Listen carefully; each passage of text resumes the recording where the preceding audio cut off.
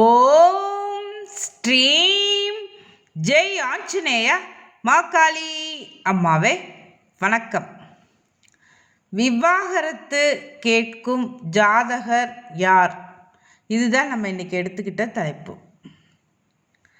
விவாகரத்து கேட்கும் ஜாதகரின் ஜாதகம் எப்படி இருக்கும் அதை பற்றி தான் இந்த பதிவில் நம்ம பார்க்க போகிறோம். டிவோர்ஸ் ஆகணும், அதாவது விவாகரத்து ஆகணும் அப்படின்னா அதற்கு நிறைய காரணங்கள் இருக்குது. இதுதான் ஃபார்முலா, இதுதான் ரூல் அப்படின்னு சொல்லவே முடியாது. ஒவ்வொரு ஜாதகத்திலையும் தனிப்பட்ட காரணம் இருக்கும், பல விஷயங்கள் இருக்கும். அதெல்லாம் எல்லாமே விளக்க முடியாது. ஒரு சில காரணங்களை மட்டும் இந்த பதிவில் உங்களுக்கு நான் சொல்கிறேன். ஒரு சில தம்பதிகள் கருத்து வேறுபாடு அதனால் பிரிவாங்க. சண்டை சச்சரவு சின்ன சின்னதாக ஆரம்பித்து பெருசாக போயிடும், அதனால் பிரிவினை வரும். ஒரு சில ஜாதகத்தில் உறவினர்கள் காரணமாக இருப்பாங்க. சுற்றி இருக்கிற சொந்தக்காரங்க, நண்பர்கள், உறவினர்கள் அவங்க பேச்சை கேட்டுக்கிட்டு முரண்பாடு ஏற்படும் கணவன் மனைவிக்குள்ள. அதன் மூலமாக விவாகரத்து பிரிவினை வரும். ஒரு சில ஜாதகருக்கு பார்த்திங்கன்னா கள்ள உறவு ஏற்படும். அதாவது ஒருவனுக்கு ஒருத்தி அப்படின்னு இல்லாமல் பிற ஆண்களோட பிற பெண்களோட தொடர்பு ஏற்படும் பொழுது அங்கே விவாகரத்து பிரிவினை உண்டாகும்.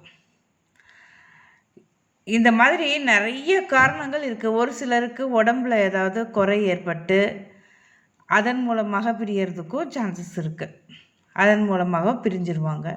ஒரு சிலருக்கு குழந்தைகள் மூலமாக பிரச்சனைகள் ஏற்பட்டு அதன் மூலமாக பிரிஞ்சிடுவாங்க.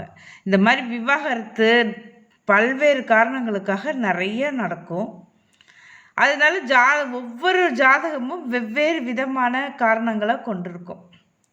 இதுதான் காரணம் அப்படின்னு நம்ம அறுதிட்டு சொல்ல முடியாது, உறுதியாக சொல்ல முடியாது. ஆனால் ஒரு சில ஜாதகத்தை பார்த்த உடனே இவர்களுக்கு திருமண உறவு நீடிக்காது, பிரிஞ்சிடுவாங்க, விவாகரத்து உண்டாகும் அப்படின்னு நம்மளால் உறுதியாக சொல்ல முடியும். சரி, அது என்னென்ன காரணம், அது எப்படி இருக்கும், கிரக அமர்வுகள் அந்த ஜாதகத்தில் எப்படி இருக்கும் அதை பார்க்கலாம். ஜாதகத்தில் லக்னத்தில் 7ஆம் இடத்துல ராகு கேதுக்கள் இருந்தால் பிரிவினை உண்டாகுமா அப்படின்னா அது மட்டுமே காரணம் இல்லை. ராகு கேது இருந்துட்டால் பிரிவினை உண்டாகும் அப்படிங்கிறது காரணம் கிடையாது. லக்னம் 7ஆம் இடத்துல ராகு கேது இருக்கும் பொழுது அங்கே 7ஆம் அதிபதி கெட்டு போயிருக்கணும். 6, 8, 12 பகை பெற்றோ நீசம் பெற்றோ திதி சூனிய வீடுகளில் இருந்தோ கெட்டு போயிருக்கணும். அது மட்டும் கிடையாது, மோசமான தசா புத்திகள், மோசமான கிரகங்களின் தசா புத்திகளும் நடைமுறையில் இருக்கணும். இப்படி இருந்துட்டால் நிச்சயமாக விவாகரத்து அந்த ஜாதகர் கேட்பார். அதுவும் குறிப்பாக 7ஆம் வீட்டில் கேது இருக்காருன்னு வச்சுக்கோங்க. லக்னத்தில் ராகு, 7ஆம் இடத்துல கேது இருக்காருன்னு வச்சுக்கோங்க. லக்னாதிபதி நல்லா ஸ்ட்ராங்காக இருக்கார், ஆட்சி உச்சம் பெற்று நல்லா ஸ்ட்ராங்காக இருக்கார், வலுவாக இருக்கார். ஆனால் 7ஆம் இடத்துல கேது இருக்கும் பொழுது அந்த 7ஆம் வீட்டு அதிபதி நீசம் பெற்றுட்டார், நீசம் அடைந்துட்டார். அப்போது அங்கே 7ஆம் அதிபதி வலுவை இழந்துருவார். அல்லது 7ஆம் அதிபதி 8ஆம் வீட்டில் இருந்துட்டாலும் பிரச்சனை தான். 8ஆம் வீட்டில் 7ஆம் அதிபதி இருக்கும் பொழுதும் சதா சர்வகாலமும் சண்டை சச்சரவு நடக்கும். 7ஆம் அதிபதி நீசம் பெற்றுட்டாலும் அங்கே ஒரு பிரயோஜனமும் கிடையாது, அங்கேயும் பிரச்சனை தான். இதே மாதிரி பிரச்சனை சண்டை சச்சரவுகள் போய்கிட்டு இருக்கும். எப்போ விவாகரத்து ஆகும், அந்த கேது புத்தியோ தசாவோ, 7ஆம் இடத்து அதிபதியின் தசாவோ புத்தியோ, அல்லது 8ஆம் இடத்துல இருந்தால் அந்த 8ஆம் இடத்து அதிபதியின் புத்தியோ தசாவோ, 7ஆம் அதிபதிக்கு வீடு கொடுத்த கிரகத்தின் தசாவோ புத்தியோ நடைமுறையில் இருந்ததுன்னா நிச்சயமாக அந்த ஜாதகருக்கு விவாகரத்து ஆகிடும். கல்யாண வாழ்க்கையில் அது என்ன சொல்கிறது, ஒரு ஈடுபாடு இருக்காது, பிரிவினை உண்டாகிடும். அதை நம்ம தெரிஞ்சுக்கலாம். ஒரு ஜாதகத்தை பார்த்து அதில் லக்னம் 7ஆம் இடம் ராகு கேது இருந்தாங்க. 7ஆம் வீட்டு அதிபதி கெட்டு போயிட்டாரு. அவங்களுக்கு இப்போ தசா நடைமுறையில் இருக்குது, ஏதாவது அந்த மோசமான தசா நடைமுறையில் இருக்குது, புத்தி நடைமுறையில் இருக்குது அப்படின்னா நிச்சயமாக இவங்களுக்கு திருமண வாழ்க்கை உறவு சீராக இருக்காது அப்படின்னு நம்ம தெரிஞ்சுக்கலாம். இப்போ உங்களுக்கு உதாரணத்துக்கு சொல்லணும் அப்படின்னா துலாம் லக்னம், லக்னத்தில் ராகு, 7ல் கேது, கேதுவுக்கு வீடு கொடுத்த செவ்வாய் நீசம், 8ஆம் இடத்துல சுக்கிரன் ஆட்சி பெற்றிருப்பார். அதாவது சுக்கிரன் சொந்த வீட்டில் ஆட்சி பெற்றிருக்கார் 8ஆம் இடத்துல. இவங்களுக்கு கணவன் மனைவி உறவு சீராக இருக்குமானா இருக்கவே இருக்காது. சதா சர்வகாலமும் ஏதாவது ஒரு பிரச்சனை இருக்கும். அதுவும் ஈகோ கிளாஷ் நிறையா இருக்கும். ஈகோ பிரச்சனை தான் அதிகமாக இருக்கும். ஏன்னா இங்கே லக்னாதிபதி வலுவாக இருக்கார், ராகு நின்ற வீட்டு அதிபதி வலுவாக இருக்கார். அதனால் ஈகோ கிளாஷ் அதிகமாக இருக்கும். இந்த ஜாதகருக்கு டாமினேட் அதிகம் பண்ணுவார், ஒரு அதிகாரம் அதிகம் பண்ணுற ஒரு ஜாதகராக இவர் இருப்பார். அதனால் 7ஆம் இடத்து அதிபதி அங்கே வலுவிழந்து போயிட்டார், அவர் நீசமாயிட்டார். அதனால் நிச்சயம் அவங்களுக்கு சண்டை சச்சரவு இருக்கும். கேது தசாவோ அல்லது செவ்வாய் தசாவோ அல்லது சுக்கர தசாவே போய்கிட்டு இருந்தாலும் சரி, அவங்களுக்கு நிச்சயமாக விவாகரத்து ஆகிடும். விவாகரத்து கோருவாங்க. அந்த ஆண் பெண் 2 பேர் ஜாதகத்தையும் இங்கே ஒப்பிடணும். யாராவது ஒரு ஜாதகம் நல்ல தசாக்கள் போய்கிட்டு இருந்தது அப்படின்னா அவங்க இழுத்து பிடிப்பாங்க, அவங்க கொஞ்சம் விட்டு கொடுத்து போவாங்க, அனுசரித்து போவாங்க.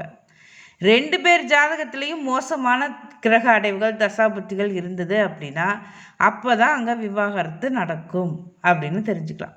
அதனால் இது ஏதாவது ஒரு காரணம் ஜாதகத்தில், ஏதாவது இதுதான் குறிப்பிட்ட காரணம் இவங்களுக்கு விவாகரத்து ஆகிடும் அப்படின்னு நம்ம சொல்லவே முடியாது.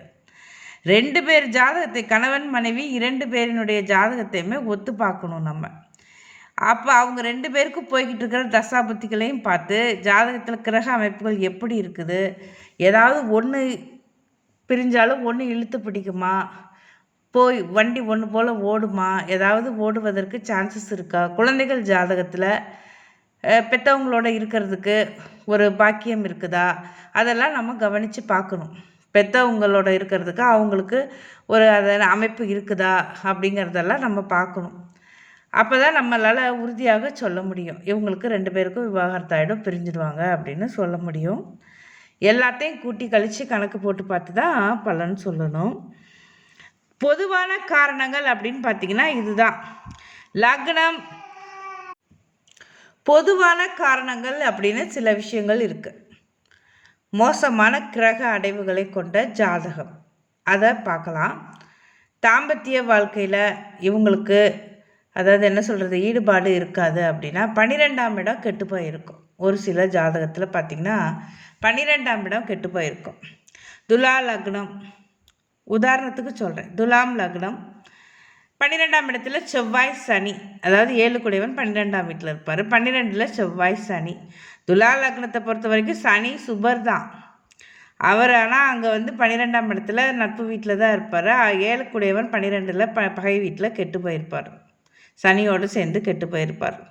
செவ்வாய் சனி பொதுவாக 12ஆம் இடத்துல சம்மந்தப்பட்டாலே தாம்பத்திய வாழ்க்கை சிறப்பாக இருக்காது. கணவன் மனைவிக்கிடையே ஒரு அந்யோன்யம் இருக்காது. ஆனால் அங்கே லக்னாதிபதி ஆட்சி பெற்றிருக்கார், லக்னத்திலே இருக்கார். அதே நேரத்தில் பாதகாதிபதியும் லக்னத்தில் இருக்கார். அதாவது சூரியன், துலாம் லக்னத்துக்கு பாதகாதிபதி சூரியன், அவரும் லக்னத்திலே இருக்கார். ஜாதகர் நல்ல மனிதராகவே இருந்தாலும் அதாவது என்ன சொல்கிறது, அந்த மனைவியிடம் அவருக்கு தேவையானது கிடைக்காத பொழுது, தாம்பத்தியத்தில் ஈடுபாடு இல்லாத பொழுது ஆட்டோமேட்டிக்காக அங்கே ஒரு என்ன சொல்கிறது, பிறன் மனை நாடுவார், பிரச்சனை இருக்கும். ஆனால் இவர் விவாகரத்து கேட்க மாட்டார். ஏன் அப்படின்னா 2ஆம் இடத்துல குரு வலுவாக இருப்பார். 2ஆம் இடத்துல குரு வலு பெற்று இருக்கார், லக்னாதிபதியும் ஆட்சி பெற்று இருக்கார். அதனால் குடும்பங்கிற வண்டியை ஓட்டி ஆகணும், குழந்தைகளுக்காக ஓட்டி ஆகணும் அப்படிங்கிற பட்சத்தில் அமைதியாக போயிடுவாங்க. அதாவது கணவன் மனைவிக்கிடையே அதாவது கருத்து முரண்பாடுகள், சண்டை சச்சரவுகள் வரத்தான் செய்யும். ஆனால் பிரிஞ்சு இருப்பாங்க, ஒருத்தருக்கு ஒருத்தர் ரொம்ப தூரம் பிரிஞ்சு இருப்பாங்க.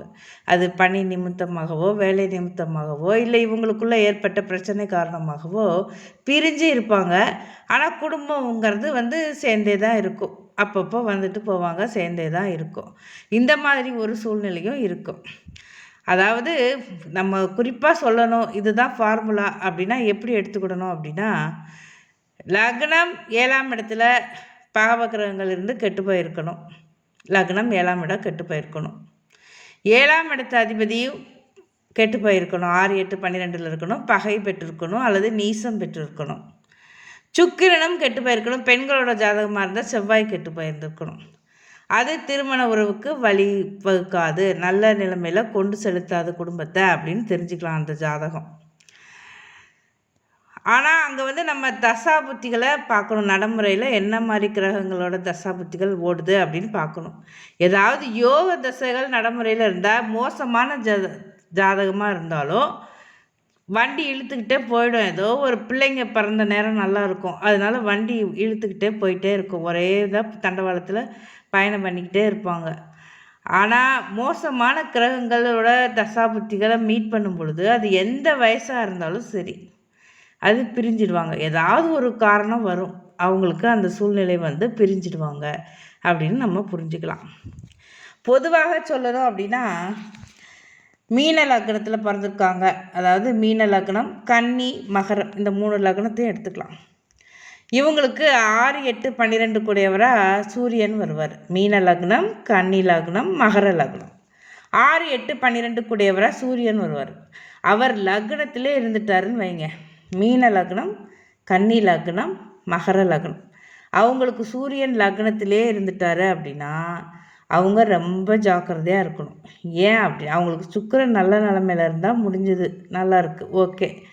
ஆனால் சுக்கிரனும் அங்கே கெட்டு போயிட்டாரு, சுக்கிரனும் அந்த சூரியனோடையே சேர்ந்து இருக்காரு, அஸ்தங்கமாக இருக்கார், கெட்டு போயிட்டாரு, அல்லது ஏதாவது திதி சூன்ய வீட்டில் இருக்கார், ராகு கேதுவோடு இருக்கார், சனியோடு இருக்கார், இந்த மாதிரி ஏதாவது ஒரு விதத்தில் சுக்கிரன் கெட்டு போயிட்டாரு அப்படின்னா நிச்சயமாக அந்த ஜாதகர் கணவனையோ மனைவியவோ பிரிஞ்சிடுவாங்க, விவாகரத்து ஆகிடும் அவங்களுக்கு. இதை நம்ம மனசில் வச்சுக்கணும். அதாவது கன்னி லக்னம், மகர லக்னம், மீன லக்னம், லக்னத்திலேயே சூரியன் இருக்கார், சுக்கிரனும் அங்கே கெட்டு போயிட்டார் அந்த ஜாதகத்தில் அப்படின்னா அவங்களுக்கு சுக்கிர தசாவோ சூரிய தசாவோ நடைமுறையில், இல்லாட்டி அதனுடைய அந்த சம்மந்தப்பட்ட அந்த சூரியனோ சுக்கிரனோ சம்மந்தப்பட்ட தொடர்புடைய கிரகங்களின் தசா புத்தி காலங்களில் பிரிவினை ஏற்பட்டுரும். கணவன் மனைவிக்கிடையே விவாகரத்து ஏற்படும், பிரிவினை ஏற்பட்டுரும் அப்படின்னு புரிஞ்சுக்கலாம். ஒரு சில ஜாதகத்தில் இதுதான் முக்கியமான பாயிண்ட்டு, சுக்கிரன் சந்திரன் சேர்ந்துருந்தா நல்லாயிருக்கும், விசேஷமாக இருக்கும், சுபகிரகங்கள் நல்லா இருக்கும் அப்படின்னு சொல்லுவாங்க. ஆனால் அது வந்து பார்த்தா அது முற்றிலும் உண்மை கிடையாது, கரெக்டான விஷயம் கிடையாது. சுக்கிரன் சந்திரன் சேர்ந்துருக்காங்க அப்படின்னா நம்ம அதை வந்து கொஞ்சம், அதை என்ன சொல்கிறது, கொஞ்சம் பார்க்கணும், அனுசரணையாக அதை நம்ம கவனமாக பார்க்கணும். அங்கே பௌர்ணமி சந்திரனோட சுக்கிரன் சேர்ந்துருந்தால் அதுதான் ரொம்ப டேஞ்சர் பொசிஷன். அவங்க அந்த நிச்சயமாக அந்த ஜாதகருக்குள்ள வந்து பிரிவினை உண்டாகும். கணவன் மனைவியிடையே தாம்பத்தியம் நல்லா இருக்காது அப்படிங்கிறத புரிஞ்சுக்கணும். அது யாருக்கு அப்படி ரொம்ப நல்லா இருக்காது அப்படின்னு பார்த்தோன்னா, கும்பலக்னம், கும்பலக்னம் அவங்களுக்கு, அப்புறம் பார்த்திங்கன்னா தனுசு லக்னம், சிம்ம லக்னம், இவங்களுக்கெல்லாம் கொஞ்சம் ரொம்ப ஜாக்கிரதையாக இருக்கணும். மற்றவங்களுக்கும் கொஞ்சம் உஷாராக தான் இருக்கணும். கும்ப லக்னம், தனுசு லக்னம், சிம்ம லக்னம், இவங்கெல்லாம் ரொம்ப உஷாராக இருக்கணும். சுக்கிரனோட சந்திரன் சேர்ந்துருக்காரு அப்படின்னா, எந்த வீட்டில் இருந்தாலும் சரி, சுக்கிரனோட சந்திரன் சேர்ந்துருந்தாரு அப்படின்னா அவங்களுக்குள்ள அந்த பிரிவினை, கசப்பு, ஒரு அதாவது என்ன சொல்கிறது, எவ்வளவு அந்யோன்யம் இருந்தாலும் மோசமான தசாபுத்திகளை கிராஸ் பண்ணும் பொழுது அந்த ஒரு கசப்பு வரும், தாம்பத்தியத்தில் பிரிவினை உண்டாகும். கணவன் மனைவிக்குடைய ஒரு அதாவது என்ன சொல்கிறது, ஒரு விலகல் இருக்கும், சேர்ந்து இருக்க மாட்டாங்க அப்படிங்கிறத புரிஞ்சுக்கணும். சுக்கிரன் சந்திரன் இருக்கிறதும் கொஞ்சம் டேஞ்சரான பொசிஷன் தான். அதையும் நம்ம அதை என்ன சொல்கிறது, அது ஒரு நல்ல இணைவாக நம்ம எடுத்துக்க முடியாது. அதே மாதிரி ஆனால் மகர லக்னத்தில் பிறந்தவங்களுக்கு சுக்கிரன் சந்திரன் சேர்ந்துருந்தால் ஓகே, ஒன்றும் பிரச்சனை பெருசாக வராது. கொஞ்சம் அந்யோன்யம் கூட அதிகமாக இருக்கும், ஏன்னா அங்கே 5, 7 சம்மந்தப்படுது இல்லையா, அதனால் அவங்க ஒரு காதல் தம்பதியர்களாக இருப்பாங்க, இணைபிரியாத தம்பதியர்களாக இருப்பாங்க. அவங்களுக்கிடையே பிரிவினை ஏற்படும் அப்படிங்கிறத அங்கே நம்ம ஒத்துக்க முடியாது. ஏன் அப்படின்னா மகர லக்னத்தில் பிறந்தவங்களுக்கு சுக்கிரன் ஐந்துக்குரியவர், சந்திரன் 7ஆம் இடத்திற்கு உரியவர். அங்கே 5, 7 சம்மந்தப்படுறதுனால அவங்களுக்குள்ள அந்யோன்யம் அதிகமாக இருக்கும். எந்த இடத்துல இருந்தாலும் பிரச்சனைகள் இல்லை. சுக்கிரன் சந்திரன் சேர்ந்திருந்தால் மகர லக்னத்தில் பிறந்தவங்களுக்கு பிரச்சனைகள் பெரிதாக இல்லை அப்படிங்கிறத நம்ம புரிஞ்சுக்கலாம். மொத்தத்தில் நம்ம என்ன சொல்ல வரோம் அப்படின்னு கேட்டிங்கன்னா, 12ஆம் இடம் கெட்டு போயிருக்கக்கூடாது. அது ஃபஸ்ட்டு பாயிண்ட்டு. லக்னம் 7ஆம் இடம் கெட்டு போயிருக்கக்கூடாது, அதுவும் ஒரு பாயிண்ட்டு. ஒரு சில ஜாதகத்தில் 2ஆம் இடம் கூட கெட்டு போயிருக்கக்கூடாது, அதுவும் ஒரு பாயிண்ட்டு. இதெல்லாம் நம்ம கவனமாக பார்க்கணும். அப்புறம் பார்த்திங்கன்னா, அதாவது இன்னொரு திருமணம், அதாவது இன்னொரு தொடர்பு ஏற்பட்டு இவங்களுக்குள்ள பிரச்சனைகள் வரும், கணவன் மனைவிக்கிடையே பிரச்சனைகள் வரும் அப்படிங்கிறத நம்ம எப்போ உறுதி செய்யலாம் அப்படின்னா, 11ஆம் அதிபதி வலுத்து இருப்பார் அந்த ஜாதகத்தில். அதாவது 7ஆம் இடத்து அதிபதி கெட்டு போய் 11ஆம் இடத்து அதிபதி வலுவாக இருப்பார் ஒரு சில ஜாதகத்தில். 11ஆம் இடத்து அதிபதி வலுவாக லக்னாதிபதியோடோ அல்லது 7ஆம் இடத்துலையோ 7ஆம் இடத்தோடையோ சம்பந்தம் வச்சுருந்தார் அப்படின்னா, அதாவது 11ஆம் அதிபதி நன்றாக வலுத்து அவர் 7ஆம் இடத்திலோ அல்லது லக்னத்திலோ லக்னாதிபதியுடனோ சம்பந்தம் பெற்றிருந்தார் அப்படின்னா, நிச்சயமாக அவர்களுக்கு இன்னொரு உறவு உண்டாகும், இன்னொரு தொடர்பு உண்டாகும். அதனால் விவாகரத்து உண்டாகிறதுக்கு வாய்ப்பு இருக்குது. எப்போ விவாகரத்து உண்டாகும் அப்படின்னா, அந்த 7 குடையவன் கெட்டு போயிருக்கணும். இப்போ கன்னி லக்னம் உதாரணத்துக்கு சொல்கிறேன் உங்களுக்கு. கன்னி லக்னம் 7 குடைய குரு 5ஆம் இடத்துல நீசம். காதல் திருமணம் தான், காதல் திருமணம் பண்ணுறாங்க. இவங்களுக்கு எப்போ பிரிவினை வருது அப்படின்னு பார்த்தீங்கன்னா, 7 குடையவன் 5ஆம் இடத்துல நீசம் ஆயிட்டார், கெட்டு போயிட்டார். அந்த 11ஆம் இடத்து அதிபதி சந்திரன் அவர் நல்லா வலுவாக இருக்கார். எங்கே இருக்கார்? அவர் ரிஷபத்தில் இருக்கார். நல்ல குரு பார்வையில் ரிஷபத்தில் நல்லா வலுப்பெற்று உச்சத்தில் இருக்கார். அவர் 11ஆம் இடத்து அதிபதி அங்கே ரிஷபத்தில் உச்சமாக இருக்கும் பொழுது அவருக்கு அது என்ன சொல்கிறது, அந்த 7ஆம் வீட்டுக்குரியவருக்கு இன்னொரு தொடர்பு ஏற்பட்டுருது. அந்த தொடர்பு எப்போ ஏற்படுது அப்படின்னு பார்த்தோன்னா, குரு தசா போயிட்டுருக்கு. 7 குடையவன் நீசம் ஆயிட்டார் 5ஆம் இடத்துல. அந்த குரு தசா போய்கிட்டு இருக்கு. அந்த 7 குடையவன் 11ஆம் அதிபதியை பார்க்குறாரு. அவர் உச்சம் பெற்றிருக்கார். அவர் 9ஆம் இடத்துல தான் இருக்கார், உச்சம் பெற்றிருக்காரு. ஓகே, எல்லாம் நல்லா தான் பார்த்துக்கிட்டாரு. நல்லா ரொம்ப ஐடியல் கப்புளாக இருந்தாங்க, ரொம்ப சந்தோஷமாக இருந்தாங்க. ஆனாலும் அவருடைய அந்த ஜாதகத்தினுடைய ஜாதகத்திலையும் கிரக அதாவது என்ன சொல்கிறது, தசா புத்திகள் மோசம், கிரக தசா புத்திகள் மோசமான நிலைமையில் இருந்து, மோசமான தசா அவயோக தசா நடைமுறையில் இருக்கும் பொழுது புத்தி இந்த மாதிரி கோணலாக தான் போகும். இன்னொரு தொடர்புகள் ஏற்பட்டுடுது, பிரிஞ்சிடுறாங்க. கணவன் மனைவி விவாகரத்து கோர்றாங்க, பிரிஞ்சிடுறாங்க. இந்த மாதிரியும் நடக்குது நிறைய. அதாவது ஒவ்வொரு ஜாதகத்துலேயும் பல்வேறு காரணங்கள் இருக்குது. இதுதான் காரணம் அப்படின்னு தனித்தனியாக உறுதியாக நம்ம சொல்லவே முடியாது. இவங்களுக்கு விவாகரத்தாகும் அப்படின்னு உறுதியாக நம்ம இதுதான் காரணம் அப்படின்னு நம்ம சொல்ல முடியாது. ஒவ்வொரு ஜாதகத்திலையும் நம்ம ஒவ்வொரு காரணங்கள் இருக்கும். அது என்ன காரணங்கள் அப்படிங்கிறத நம்ம அலசி ஆராய்ந்து பார்க்கணும். 12ஆம் இடம் கெட்டு போயிருந்ததுன்னா அங்கே தாம்பத்தியம் சரியில்லை, ஒருத்தருக்கு ஒருத்தர் ஒத்து போகலை, அதனால் பிரிஞ்சுட்டாங்க அப்படின்னு சொல்லலாம். இல்லை 7ஆம் இடத்ததிபதி கெட்டு போய் 8ஆம் இடத்துல இருந்தார் அப்படின்னா சண்டை சச்சரவுகள், கருத்து வேறுபாடுகள் அதிகமாக இருந்தது. இந்த கருத்து வேறுபாடுங்கிறத 7ஆம் வீட்டதிபதி 8ஆம் இடத்துல இருக்கும்போது தான் நடக்கும். அந்த மாதிரி கருத்து வேறுபாடுகள் நிறையா நடந்தது, அதனால் பிரிஞ்சுட்டாங்க அப்படின்னு சொல்லலாம். 7ஆம் இடத்து அதிபதி 6ஆம் இடத்துல இருந்தார், கெட்டு போயிடுச்சு அப்படின்னா அவங்களுக்கு உடல் நல கோளாறு, இது மாதிரி பிரச்சனைகள் ஏதாவது ஏற்படும். அதனால அவங்க பிரிஞ்சிடுறாங்க அப்படின்னு எடுத்துக்கலாம். 7ஆம் வீட்டு அதிபதி நீசம் பெற்றுட்டார், நீசம் ஆயிட்டாரு அப்படின்னா, அவர் எந்த இடத்துல நீசம் ஆயிட்டாரு அப்படின்னா, இப்போ 4, 9 நீசமாகி இருந்தார் அப்படின்னா, அப்போ அவங்க தாய் வழி உறவுகள், தகப்பனார் வழி உறவுகள், அவங்க மூலமாக ஏதாவது பிரச்சனைகள் ஜாதகருக்கு இருந்துக்கிட்டே இருக்கும். அது தொடர்கதையாகவே இருக்கும். நம்ம அதையும் நம்ம கவனத்தில் எடுத்துக்கணும். அதனால பிரிவினைகள் உண்டாகுமா அப்படிங்கிறத தசாபுத்தி தான் முடிவு செய்யும். நடைமுறை தசாபுத்தி தான் முடிவு செய்யும். அதையும் நம்ம கவனமாக பார்த்துக்கணும். இந்த மாதிரி சுக்கிரன் கெட்டு போயிருந்தார், செவ்வாய் கெட்டு போயிருந்தார், 11ஆம் அதிபதி வலுத்து இருந்தது, 7ஆம் இடத்து அதிபதி கெட்டு போய் 11ஆம் இடத்து அதிபதி நல்லா ஸ்ட்ராங்காக இருந்தார், வலுத்து நல்லா உச்சம் பெற்று இருந்தார் அப்படின்னா, அவர் லக்னாதிபதியோட தொடர்பில் இருந்தார் அல்லது 7ஆம் இடத்துலையே இருந்தார் 11ஆம் இடத்து அதிபதி அப்படின்னா, நிச்சயமாக அவர்களுக்கு இன்னொரு தொடர்பு ஏற்பட்டு அதன் மூலமாக பிரிவினை உண்டாவதற்கு வாய்ப்பு இருக்குது. இதில் அதாவது என்ன சொல்கிறது, நான் சொல்ல வர விஷயங்கள் உங்களுக்கு புரியாமல் இருக்கலாம். அதனால் திரும்ப திரும்ப கேட்டு பாருங்கள், உங்களுக்கு புரியும், நன்றாக புரியும் அப்படின்னு சொல்கிறேன். நேயர்களே, இந்த பதிவு உங்களுக்கு பிடிச்சிருந்ததுன்னா லைக் பண்ணுங்கள், கமெண்ட் பண்ணுங்கள், ஷேர் பண்ணுங்கள், சேனலை சப்ஸ்கிரைப் பண்ணுங்கள், பெல் ஐக்கானை தட்டி விட்டுருங்க. ஜோதிட சம்பந்தமான பொதுவான கேள்விகளுக்கு யூடியூப் கமெண்ட் செக்ஷனில் கீழே பதிவு பண்ணுங்கள். நான் உங்களுக்கு பதில் தர முயற்சிக்கிறேன். நன்றி, வணக்கம்.